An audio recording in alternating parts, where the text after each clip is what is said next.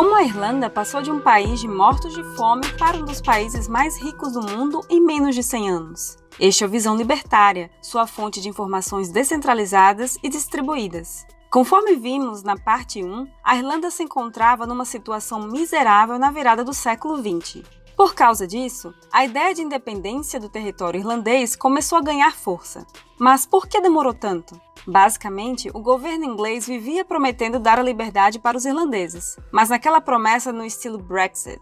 E nem era interesse do parlamento deixar ir uma de suas fontes de renda. Quando a Primeira Guerra estava em curso, o governo inglês, em desespero por socorro, prometeu deixar a Irlanda livre caso os irlandeses os ajudassem. Porém, quando a guerra acabou, aquele esquecimento conveniente voltou. Então os irlandeses cansaram de ficar esperando pelo governo e se rebelaram. Tentar parar camponeses famintos era uma coisa, mas parar um exército ainda com armas da guerra é outra bem diferente. Então, a Irlanda finalmente declarou sua independência em 1921.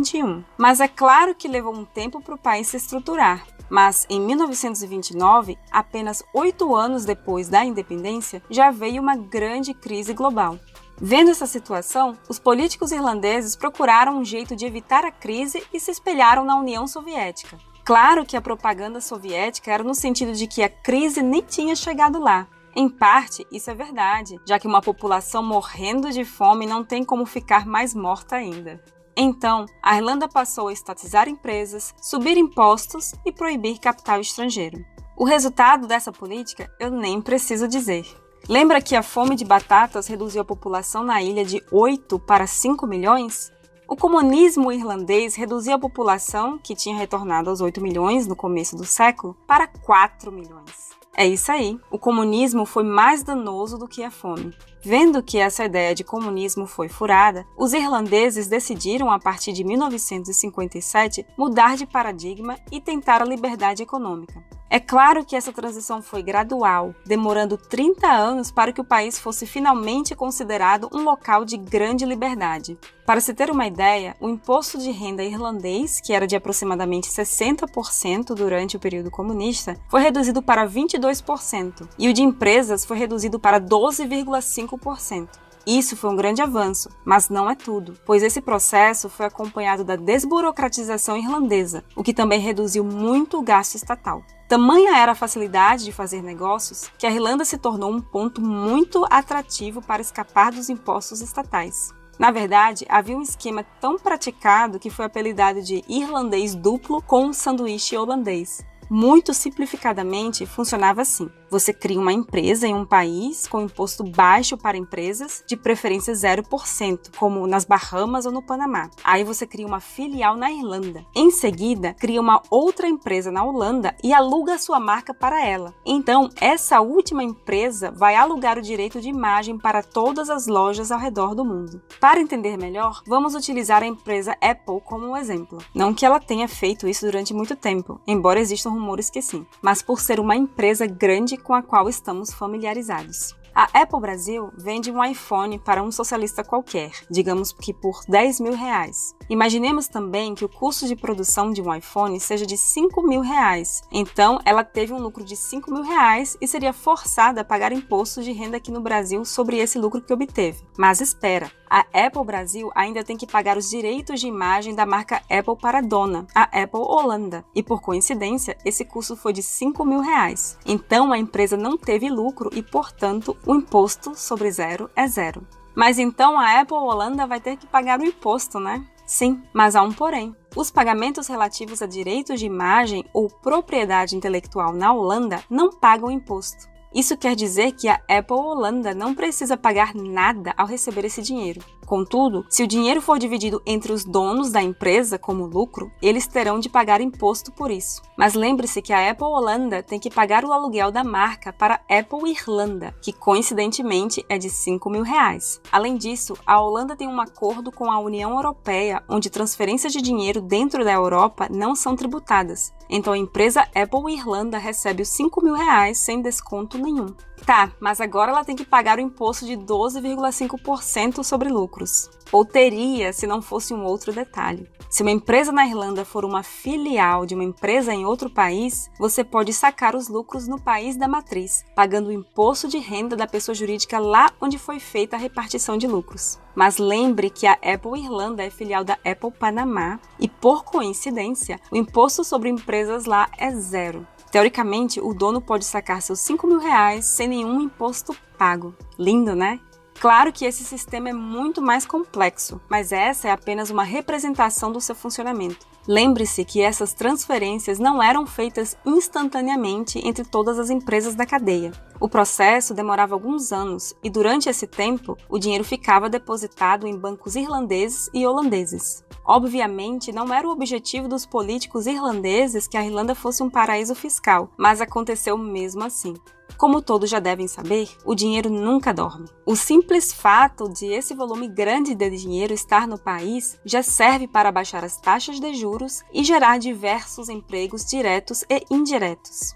Entretanto, o governo irlandês não estava satisfeito com isso. O liberalismo econômico havia salvado uma economia à beira da falência. Então, o que seria ainda melhor? Um ancapistão, é claro. Todavia, eles ainda tinham que sustentar um bando de burocratas inúteis. Mas e se fosse somente um pequeno pedaço de terra? Foi aí que a Irlanda formou seu mini ancapistão, a Shannon Free Zone, ou Zona Livre de Shannon. Essa área de livre comércio foi criada ao lado do Aeroporto Internacional de Shannon, ocupando uma área de 2,43 km². Essa era uma área mágica, onde empresas poderiam atuar livres de impostos de importação e exportação. Contudo, é claro que havia suas limitações. Primeiro, não poderia haver lojas lá, já que impostos de vendas também seriam aplicados. Ainda havia leis trabalhistas a serem respeitadas, mas nada como aqui no Brasil. E havia o problema logístico, em que somente produtos que podem ser enviados de avião poderiam chegar até lá. O que as empresas passaram a fazer é colocar suas fábricas de montagem lá. Vamos utilizar novamente a Apple como exemplo. Digamos que as peças de um iPhone fabricadas na China custam juntas uns R$500, sendo que um iPhone, antes de contar com os impostos, custa R$5.000. Se o iPhone for montado na China mesmo, ao sair do país ele será contado custando R$5.000 e pagará imposto sobre esse valor. Por outro lado, se o iPhone for fabricado aqui no Brasil, ele vai ter que pagar vários outros impostos, além de ter que lidar com a burocracia de todos os países diferentes em que um produto for vendido. Aí entra em cena a Zona Livre de Shannon. A Apple paga o imposto sobre as peças, sobre o valor de R$500, leva para a Irlanda sem pagar imposto, monta os aparelhos lá e manda já montados para outros países sem pagar nenhum imposto irlandês. Companhias como a Intel, De Beers, Lufthansa se aproveitaram muito desse mini ancapistão. Na verdade, a primeira fábrica de montagem internacional da Sony foi na Zona Livre de Shannon. Isso gerou muitos empregos e grande prosperidade para o povo irlandês. Essa zona livre também possibilitou o crescimento de empresas multinacionais irlandesas. O melhor exemplo disso deve ser a General Electric Capital Services. Essa empresa é muito famosa no ramo de aviação, mas você provavelmente nunca ouviu falar dela. Bom, ela trabalha no ramo de locação de aeronaves, comprando aviões, em sua maioria da Airbus ou Boeing, e depois os alugando para empresas de aviação que precisam de aviões, mas não têm o dinheiro para comprar um. Um fato interessante é que essa empresa também gera uma maior segurança e padronização para as aeronaves. Imagina se todo piloto tivesse de fazer um curso de pilotagem para cada tipo de avião de fabricantes diferentes. Se o seu avião não se adequa aos requisitos da General Electric, você já está perdendo uma grande fatia do mercado. Para se ter uma ideia do tamanho da frota dessa empresa, ela possui mais aeronaves do que a United, Delta, American Airlines e Emirates juntas. Se você já viajou para fora do Brasil, é muito provável que já tenha embarcado em um avião deles e nem saiba disso. É óbvio que essa magnitude de aviões sendo comprados, vendidos e alugados só poderia ser feita em Shannon. Imagina ter de pagar imposto sobre um avião de milhões de dólares. Por causa disso, a Irlanda se tornou uma das maiores economias globais. Mas é claro que, quando estamos falando de Estado, nunca podemos confiar que boas práticas permaneçam imutáveis. Lembra do duplo irlandês com um sanduíche holandês? Essa prática foi impossibilitada com novas legislações, tanto na Holanda quanto na Irlanda. Até porque, se ainda fosse possível, não seria de conhecimento do público. Pessoas que descobrem brechas da lei para não pagar impostos mantêm suas práticas em segredo, pois na hora em que o Estado percebe, a sede de roubar mais é tão forte que eles tentam abocanhar uma fatia do lucro honesto. Além disso, a Zona Livre de Shannon perdeu todas as suas isenções fiscais em 2003. Claro que muitas empresas ainda permanecem lá, já que estão instaladas lá há bastante tempo e ainda é um país com impostos relativamente baixos.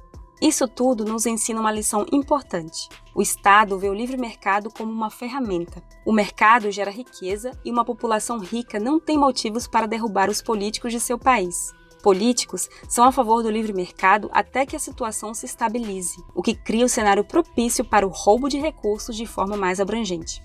A Irlanda é um ótimo exemplo de como um capistão não vai vir de uma concessão estatal, até porque o governo mostra suas garras no momento em que a riqueza fica abundante, querendo sempre se apropriar da riqueza gerada por trocas voluntárias. Obrigado por sua audiência. Esse artigo foi sugerido e escrito por Libby Rhodes, revisado por Paulo Almeida e narrado por Baby Yoda. Se você gostou deste vídeo, clique no ícone de curtir abaixo e compartilhe o vídeo em sua rede social. Se você deseja ser notificado de outros vídeos, clique em se inscrever e depois no ícone de campainha. Até a próxima!